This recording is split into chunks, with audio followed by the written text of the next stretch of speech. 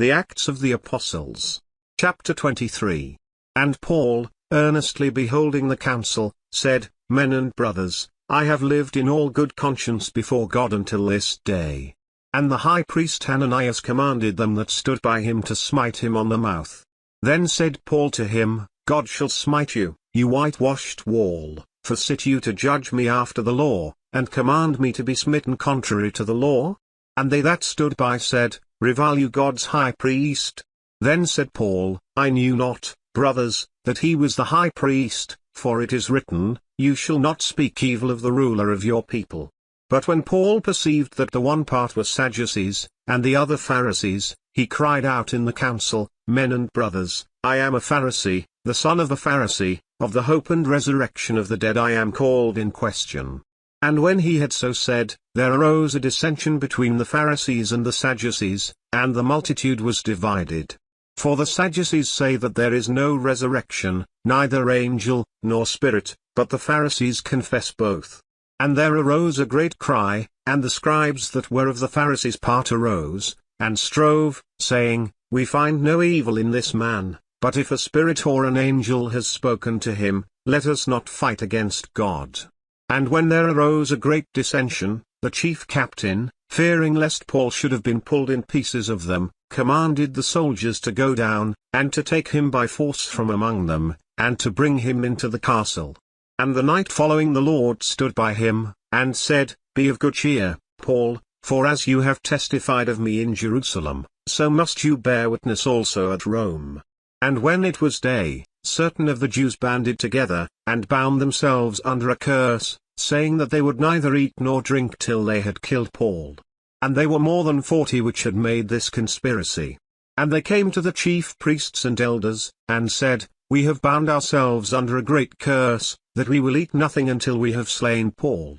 Now therefore you with the council signify to the chief captain that he bring him down to you tomorrow, as though you would inquire something more perfectly concerning him, and we, or ever he come near, are ready to kill him. And when Paul's sister's son heard of their lying in wait, he went and entered into the castle, and told Paul. Then Paul called one of the centurions to him, and said, Bring this young man to the chief captain, for he has a certain thing to tell him. So he took him, and brought him to the chief captain, and said, Paul the prisoner called me to him, and prayed me to bring this young man to you, who has something to say to you. Then the chief captain took him by the hand, and went with him aside privately, and asked him, What is that you have to tell me? And he said, The Jews have agreed to desire you that you would bring down Paul tomorrow into the council, as though they would inquire somewhat of him more perfectly.